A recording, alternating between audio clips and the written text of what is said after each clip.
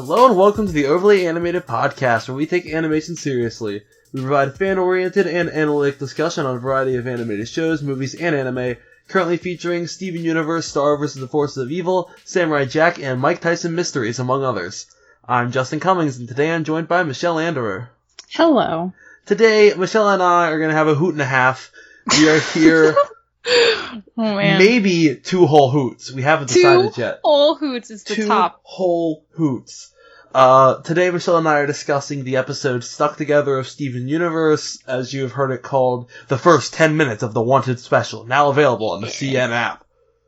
We will also be discussing the trailer for the Wanted Special that will air on Memorial Day. As well, Michelle and I will be reacting to the news. We are getting a soundtrack, finally. The Steven Universe soundtrack, Volume 1. Volume 1. Officially drops June 2nd. So we will be talking about that a bit. And this is just gonna kind of be the Steven Universe cast. This is just gonna be all the Steven stuff that needs to be discussed before Wanted happens.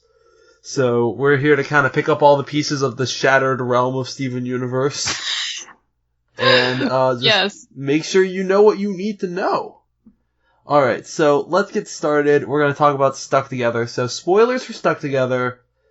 We will give another spoiler warning before we go into the trailer discussion. So if you guys have somehow not seen that, we'll keep you safe. But you probably haven't seen Stuck Together if you haven't seen the trailer. So then, but we will still give it, just in case, we'll still give that warning though. And then, so let's dive into Stuck Together. Michelle, what are your overall thoughts on this episode? This was a really strong episode. I was so into it. And like, we kind of discussed before how it's like Lauren's only solo episode, but I think they did a really good job. Like, all those little subtle moments between like Steven and Lars talking about how they were both scared and Lars kind of breaking down. Like, that was so good! And hearing Topaz's voice was so unexpected, but also like amazing. And I really liked this one. Like, honestly, it's one of my faves I've seen in a while. The best way I can describe this episode is, so, in the X-Men comics.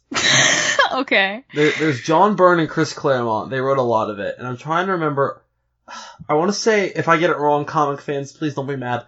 I want to say John Byrne was the one that, if he could, he said he would write an entire comic book of 2 characters sitting next to each other having a conversation. And if Claremont could, he would just want action.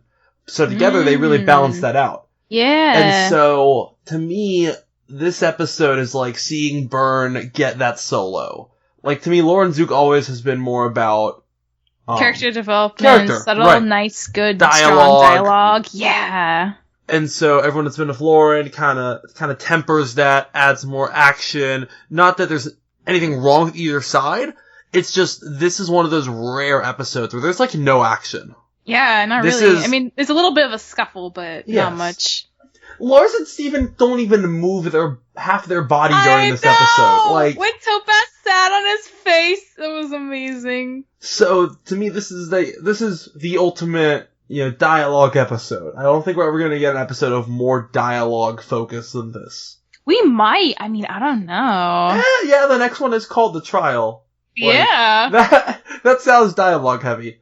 It does. But this was my theory. So good. My theory is this is Lauren Zook's final episode. We know Lauren Zook is leaving. This one is extreme. Like, the fact that it's a solo storyboarded episode seems like a big send-off almost. From my perspective. So if this is Lauren's final episode, congrats. Thank you. It's a good note to leave on. Yeah, it's a great episode. Thank you for all you've done for this show. And good luck on all your future endeavors. You will be missed. I'm not confirmed this is the final one, but it very well could be. And if it is, it's a great one. So, we finally hear Topaz talk. I love Topaz now. Like, this episode made me love Topaz. Too. And I just love her voice with, like, her, like, aesthetic, like, broadness and, like, her buzz cut. And just, like, it's all just, like, so good. It works together somehow.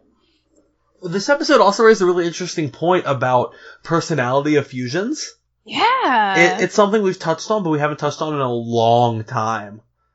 And just, to me, the scene where we finally see the 2 Topazes split up, and they're completely passionless again. Like, they have no emotion anymore. And it's like fusion opens the door to free thought.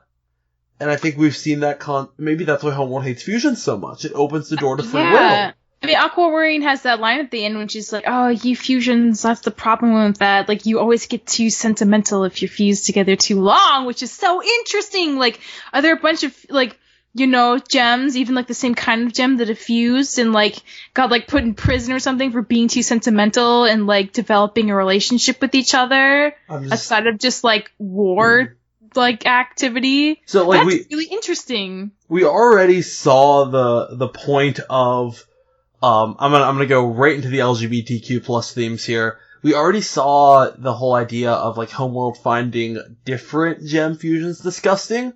This episode to me almost felt like we're throwing that metaphor out the window, and now we're like, okay, that's normal now. This is what's bad.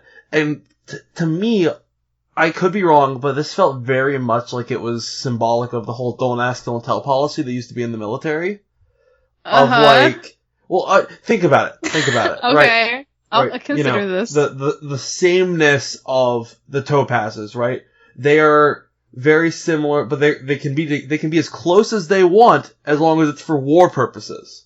Right? The moment it's anything more than just comrades and it becomes a relationship, it's bad. Yeah, I mean, I guess you could certainly read that into it. I didn't really see their relationship as, like, romantic. I think it was more an issue of, like, the fact that they, again, like, the thing you notice about Topaz is that they're pretty expressionless. Right. And the fact that, like, when she does, like, have her monologue, she's like, oh my god, you guys are so sweet! Like, I always wish I could tell the other Topaz how much I appreciate her for, like, being there to support me, but there's always somebody in between us. So, I think the thing is, like, she is a very, like, emotional, sensitive person, but, like, she's not in, like, a situation where she can freely be that, so she has to act like a blank slate all the time and keep that suppressed. I don't think necessarily the Topazes themselves are in a romantic relationship, but I think it might be symbolic of that. I think maybe in a large way symbolic of just, like, having emotions or, like, demonstrating affection, love, or care for anyone else. Because that's not useful, you know, from Homeworld's perspective at all. Like, how are any of those things going to help people get their jobs done more efficiently? So I think in a large way it could be like that. Peridot kind of had to go through that. Like, when Steven was being really nice to her and, like, trying to get her to open up, and she was, like, very confused for a while. It took her, like, a good long time to adjust to that kind of openness. But she did, so... Yeah, I think that's, like, one of the hallmarks of Homeworld mentality, probably. Just, like, feelings aren't a thing, unless you're really mad and are a diamond and want to, like, shatter someone. Or sad.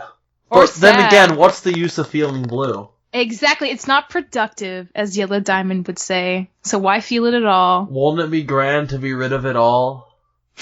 Drowning in all this regret. Oh, man.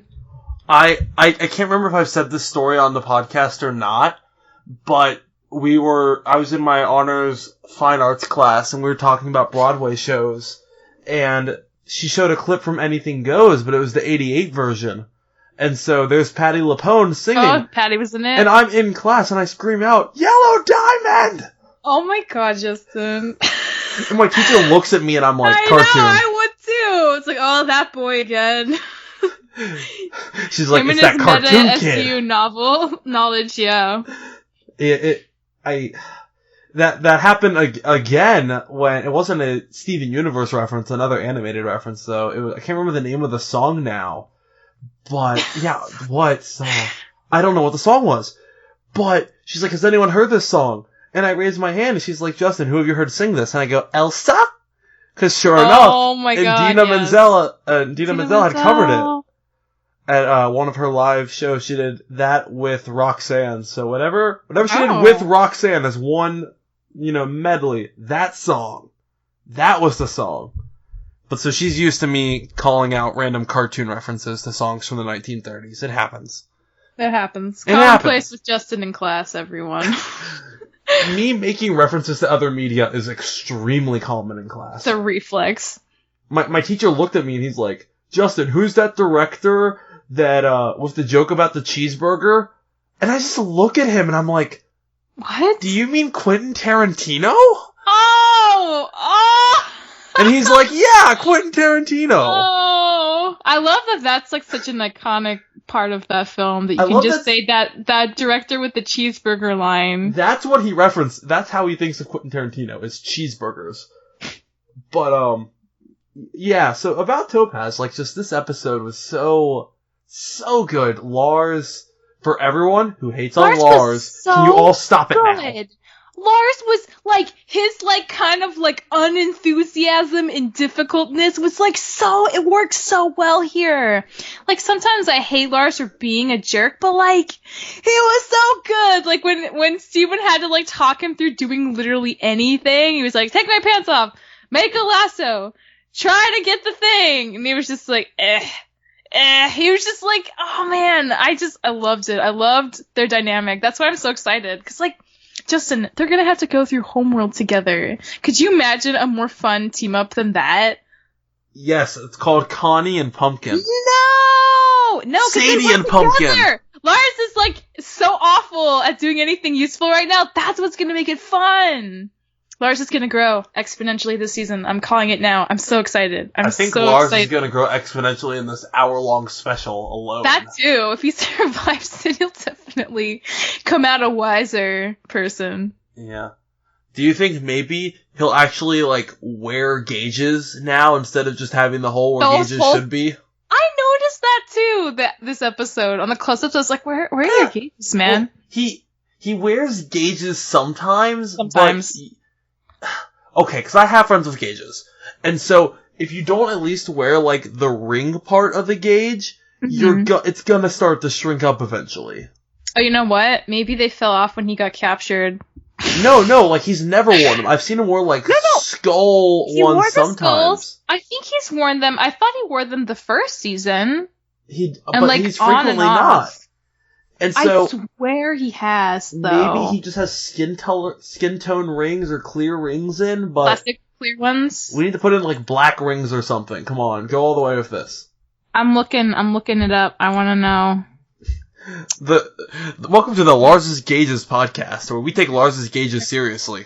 Okay, it's not... He doesn't have a gauge on, like, the official, like... We provide fan-oriented and analytic discussion on Lars's Gauges.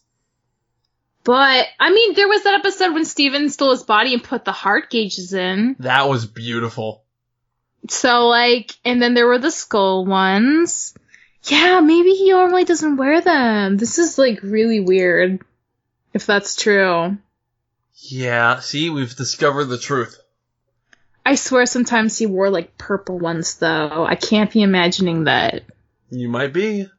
Alright, somebody find out how often he wears gauges. It's gonna bug me. So, yeah, this episode, what did you think of just Steven's reaction to everything? To everything? It was great! Like, I thought Steven was really on point. Sometimes, like, I don't know, Steven... I mean, a lot of people complained the first season that Steven, like, was, like, obnoxiously optimistic. And at this point, like, he's been through enough, and he's, like, he has a sense of maturity that even Lars comments on at one point that feels very, like, nice and, like, well-earned, because it's been, like, 4 seasons now. But, like, again, like we were saying, one of, Lauren Zuke's high points, I think, is a really good character dialogue, which is, like, my thing. Like, that's, like, my fave thing. Like, good dialogue is, like, A+ to me.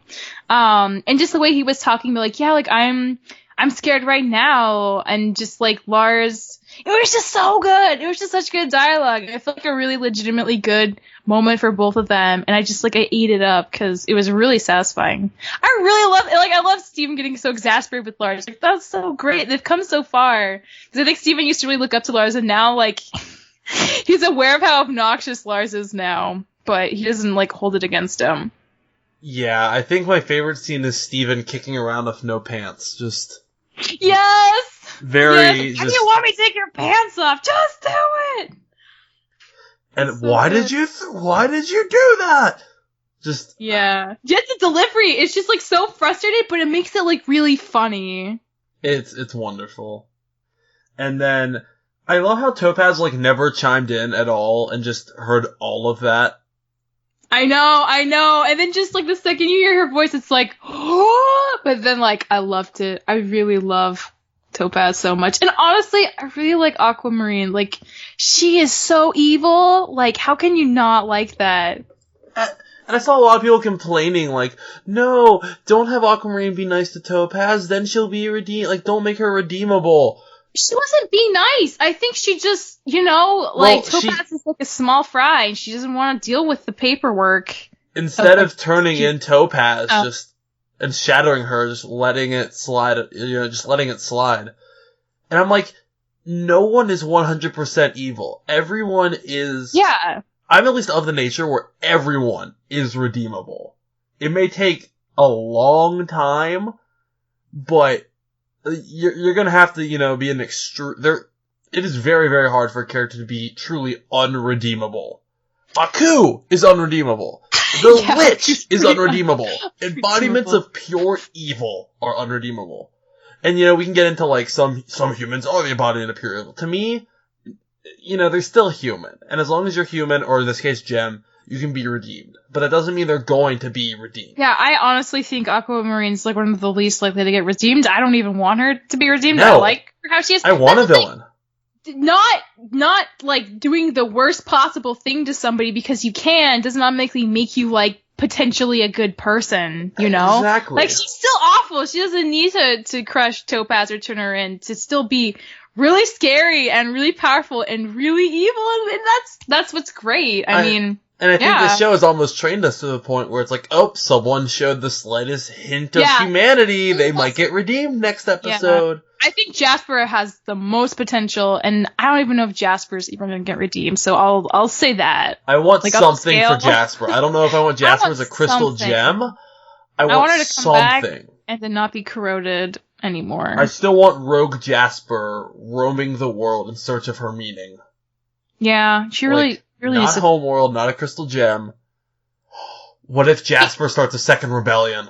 What if the Famethist helps Jasper out? I mean, I think that could really... Because a lot of them... I mean, they're all quartz. I'm just saying, Jasper shatters Yellow Diamond, and we get the whole rebellion again, and it's Jasper. I don't know what her motivation for doing that would be, though. You tried to be my diamond, you want to be my diamond, then this is what it takes to be my diamond. In her current state, anything's possible. Yeah, I think the thing with Jasper, though, like, unlike, say, like, Peridot, who wasn't, like, ever high up in the food chain, like, Jasper really reveled in the fact that she was a perfect example of, like, a quartz soldier, and she did it so well. Like, she was pretty revered. I mean, the way the Rubies talked about her, you definitely get that sense. So I think... Look where that got her. Yeah, but she blames herself, She feels like it was her fault for messing up, and that's why she deserved to be corrupted, which is, like, what makes, like, her story so tragic and interesting. But, like, I don't think she has as much reason to turn against the system because she feels like it's her fault, She doesn't have a motivation to, like, want to crush a diamond. She'd rather just, like, if she feels like she's not useful to them anymore, to just not really exist as herself. Something to think about.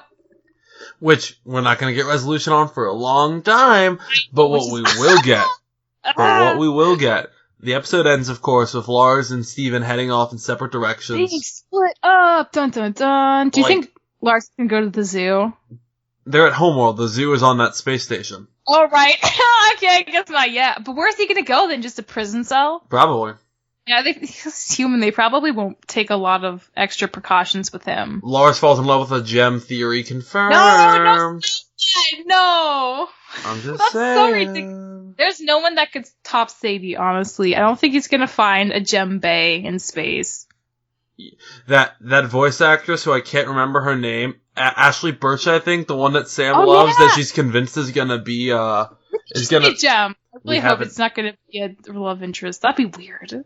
Yeah, I want to see Sam's opinion then, huh? Yeah, fight against Ashley Birch, Sam. I dare you. Oh my god. Sam will take it. I know Sam will take me on. That's the thing. That's why people watch this podcast, for the drama. Okay. That's what it is. Yeah, that's the only thing we have going for us. So what did you think of Lars's comment about the headphones? No, I thought that was really accurate, though. They also kind of look like tiny warp pads, but both are very accurate assumptions. They look why like... Are they like, why is that where her gem placement is, I wonder? I mean, I have no idea, but... I mean, Laura said what we were all thinking. Honestly. Like, I looked at those and I'm like, headphones? Yeah. So, do you think we're gonna see Okay. I feel like we're gonna see Aquamarine again very soon. Like, I feel like Aquamarine will be at the trial if that's what this episode is. Just to give the report, like, I found rose quartz, woohoo, give me a high five, diamonds, yeah. Do you think Topaz will be there? One Topaz will obviously be there to drop off Steven. Will we see the Topaz fusion again anytime soon? I think if they end up escaping, the Topazes might have something to do with it. So maybe by the end of the mini event. Do you think we see them in the next episode? Yeah, I mean, they still have to drop Steven and Lars off in separate cells. Do you think we'll see them together? Together? 50% chance. Okay. Maybe. Okay, fair enough. Fair enough. I see that. You see that? Okay. I see that. So, all in all, this was a really great episode. Yeah, no, it really was, though. We had some good Aquamarine, we had some good Steven. Oh, is little Wozy sad that her deal didn't work? Look, I'm shedding a tear. No, it's just my gem! Oh my god, it's so freaking good. I love her gem placement. It's so on point for her. Wozy? I'm so curious. She's not a Lapis. She's an Aquamarine, but she looks like a lot like Lapis. Even the gem's a teardrop, the same as Lapis. She has water wings like Lapis. So like maybe that's just a facet of Blue Diamond's court. Yeah. Maybe Holly Blue's was relatively the same shape. Yeah, but maybe Holly Blue has wings. No, I don't think she does. Holly Blue wing confirmed. Maybe Aquamarine is like a higher status than a Lapis. Because like the way Pearl freaked out about that name drop was pretty... makes you wonder. Maybe the writers don't know what they're doing and they're just water winging it. Oh my god, they definitely are. If this season hasn't taught us anything, it's that every episode, no matter how fluffy you think it is, intentionally has a purpose. Everything matters. Everything matters. Onion Gang will have payoff. Onion Gang matters. It was good. Except maybe Ronaldo episodes. I might try the line there. I don't know if those matter. Hey, Steven didn't list him as one of his friends. I think that says a lot. Yeah. So, that's stuck together. There's not much to say besides it's amazing. Yeah, it's amazing. Go watch it if you haven't already. Because it's so hard to talk about because it's clearly the setup. It's clearly Steven showing he's scared.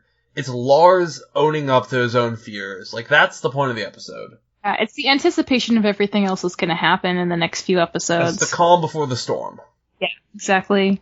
So let's talk about that storm, Michelle. Spoiler alert, only for the Wanted trailer. We have not seen any of the other episodes. We don't even think they've leaked They have not leaked. There's no promos yet. Everyone's kind of like, whoa, surprise, surprise. Like, Cartoon Network knows what they're doing. Yeah. Because Cartoon Network really wants to have this special be a special, man. So I guess so. Alright, so let's talk about this trailer. First things first, Moonstone. Moonstone? It's not confirmed to be the gem's name. In the trailer, one that looks like the Peridot? Yeah, the kind of Peridot looking techie. Yeah. The one that looks like Peridot and Sour Cream had a baby. Yeah, it kind of does look like that. The internet has taken the call on her Moonstone. That's not officially confirmed, but looking at her, I buy it. Kind of colorization, yeah. I buy it. Until it airs, I'm fine calling her Moonstone. I've always wanted a gem named Moonstone. I think it's a beautiful name. I think it's a beautiful gem. I'm very excited if we are getting Moonstone finally. Yeah, and if they reveal that, like, she was a tech at, like, the Diamond Temple on the moon, that actually makes even more sense, but, yeah. Mm-hmm. So, we're getting another new gem is the big takeaway from that. How does that make you feel? Really excited. Every time we see a new gem, it feels like such an exciting... Because you like just seeing their personalities and, like, their status and, like, trying to figure out, like, what purpose they serve in the gem hierarchy. And I feel like all of the new gems we've gotten lately is we're so sorry we told you Ronaldo had a new gem. We're sorry. Yeah. You shouldn't have done that. Really. That was mean. And now they're, like, You're apologizing. Forgiven. Yeah. 3 new gems now? So good. So, yeah, we're getting a new gem. Some kind of a tech-looking gem, probably. She looks like she has maybe limb enhancers. She just looks very Peridot-esque. Yeah, I think we're gonna get another Peridot-esque, which is, it's good, you know? We've gotten another Jasper-ish, we've gotten another Lapis-ish in style. Lapis-ish? We got an evil Lapis and, like, a weird, like, off-brand cereal Jasper in the form of Topaz. We got Fusion Jasper, we got evil Aqua, we got evil Lapis, and now Now we need emo Peridot. Yeah, or something. Yeah, I wonder. I'm curious how the personality of this new gem is going to be different from Peridot. I'm very excited. That to me was the biggest shock. Which, considering I found that to be the biggest shock. Yeah, how could that be the biggest shock based on like the whole line that Blue Diamond had? So good. Okay, yeah, Blue Diamond is getting dark, man. Like, yeah, everything we knew about Blue Diamond being the sweet one. No.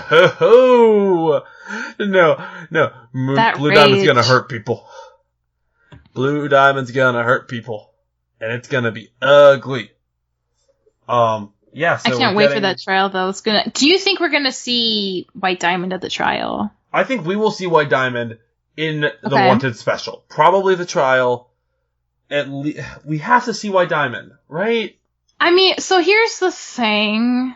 And I think a lot of people are starting to think about this being interesting. Because, like, okay, you know, back in episode 8, Sierra Steven, they go in that upside-down triangle. There's the mural of somebody who looks a lot like White Diamond being defeated by Rose Quartz. And Steven gets that little triangle thing that's, like, very well protected with all those, like, booby trap rooms. Like, why is this so well protected? Well, maybe it's White Diamond. But if that were true, if she has been, like, on Earth, bubbled and stuff for, you know, a long time, why is she still part of the emblem? You know? Because they got rid of Pink Diamonds. She doesn't exist anymore. But the other 3 diamonds are all still part of the insignia. So why would that be the case if she's, like, on Earth? That's my only confusion. Because White Diamond was the leader, more or less, and if we get rid of her, the gem hierarchy would fall to chaos. I don't know. You could take out though? What? Do you think she's, like, currently bubbled right now, or do you think she's in Homeworld somewhere? She's fine. She's on Homeworld. She's fine. She's kicking. She's kicking. We will see her, I believe. I really wonder then. But we know for a fact we're getting Yellow and Blue Diamond. I feel like they would want to keep a diamond a surprise. So the fact that they're like, here's Absolutely. 2 diamonds, we're getting another diamond. I feel like it's almost guaranteed. Really? Yeah, because why would they show us Yellow and Blue? Almost have tricked us so many times, though. Don't you remember In Too Deep? Like, they have a way of making you think things. Yeah. I don't know. But, like, why would you give away the 2 big... Unless White Diamond appears, why would they show us Yellow and Blue? Like, why would they give that much away? It's 1 hour, Steven. We're already all tuning in. After the last episode, we're all tuning in. Value for the promo. I mean, if I was in charge of the promo, I'd be like, yeah! All the stuff! Like, enough that you don't quite know what's going on, you know, so you're excited, but, like, also enough surprises that you're, like, freaking out!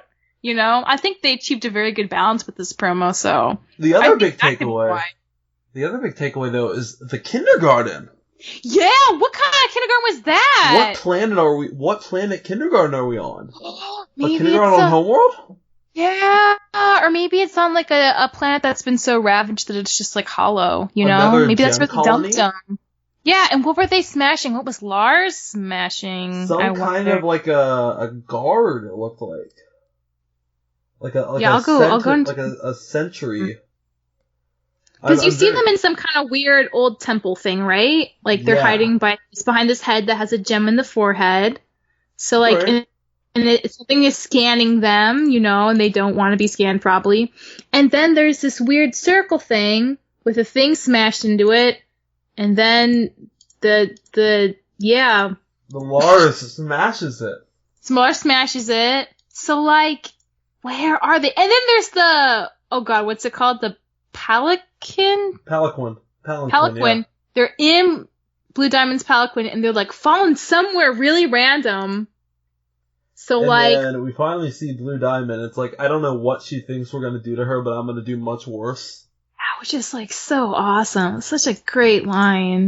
It just gives you so much suspense. Yeah, it's going to be a rough hour of television. It's going to be so good. I'm so excited. Even, like, the titles.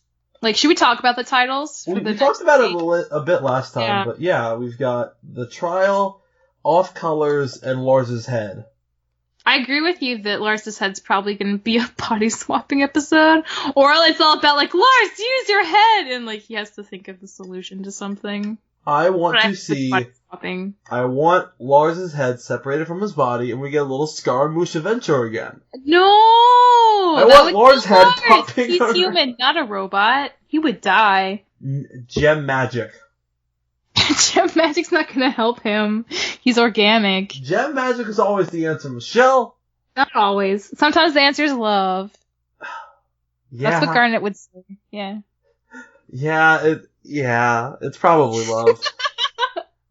But Off Colors, we're seeing the exiles.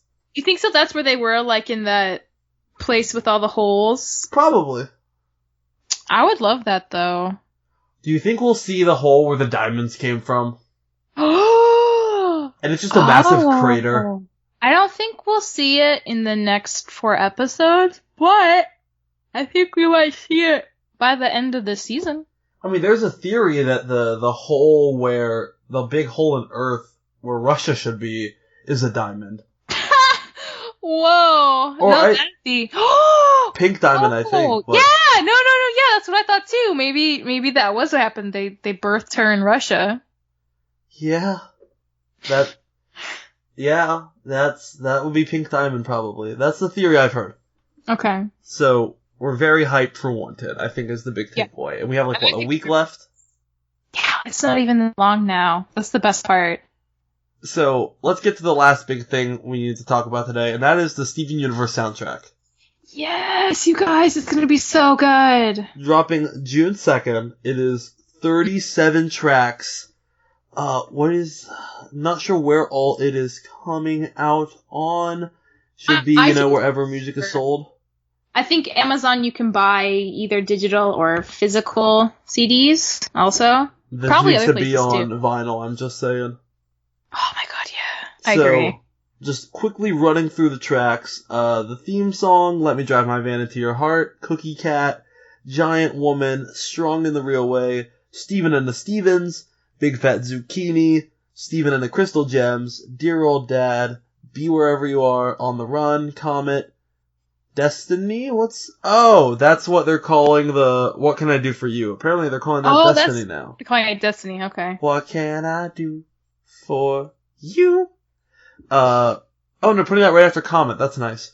Lapis Lazuli, Wailing Stone, Stronger Than You, Full Disclosure, the full theme song of We Are the Crystal Gems, the Jam song, Do It For Her, What Can I Do? Wait a minute. Oh, I forgot Destiny. Destiny is in the episode of Comet.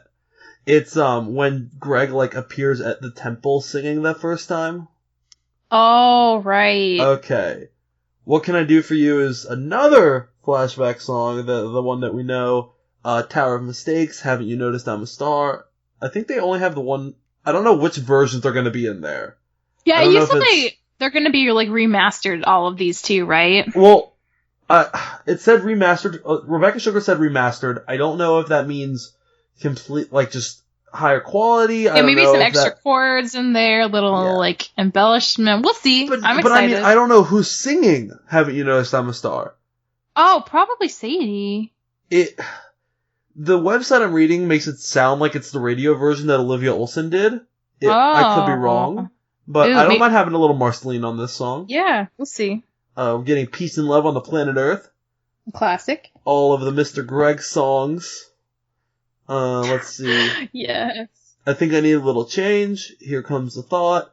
Still Not Giving Up. I'm so happy that made it. I was worried they weren't going to use that one. I Can Never Be Ready. What's the Use of Feeling Blue? And finally, Love Like You. Yay! People have been wanting a full, legit Love Like You for so long, too. Some people have done, like, a wonderful job splicing this together, but to get a full release one's gonna be really good. Oh, and it's June 3rd, not June 2nd. I'm sorry, friends.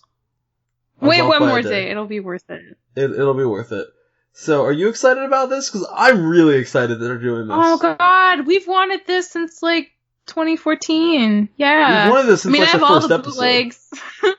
But, like, yeah, this is... Oh, I'm so glad. I think the thinking that with this is that, like, Cartoon Network's like, okay, we'll see how this sells, and if it sells okay, then maybe we'll do more. So people, if you really, really want it, please buy it. It's only $10 for, like, 37 tracks. It'll do a lot to see this have a second volume and maybe a third and fourth one, so... They already put out a book of, like, music tabs for Steven Universe. Oh, that's great. So, like, I feel like they know what they're doing at this point. I feel like Cartoon Network... Yeah, still buy this, but... Buy it because you never know. Yeah. They also, fun fact, they put out a craft and activity book with Lapis and Peridot of making art. The Meatmore book, yeah, I saw that. It's so great. How to make art on purpose. On purpose. I'm very excited. I think... I like what they're doing with all the merchandise now. They finally started adding more merch. They did a second wave of pop figures finally, Michelle. Oh, they did? Lapis, Peridot. Is Jasper? Is Jasper? No Jasper, I'm sorry. No! But it's worth it. We have Lapis, Peridot, Rose Quartz, Connie, and Lion. Oh, a Connie one would be really good. And it's in her training gear. Okay, that's... The blue with the red belt. That sounds pretty good. It's that. I wish she had the sword. She doesn't have the sword. But the one I bought, the only one I've bought so far from this new wave is Lapis. She has her water wings. Yeah. And they're like translucent. That's cool. Oh, they're so it's very nice. It's very nice. So we're getting quite a bit of Steven stuff now. I'm very happy to see that.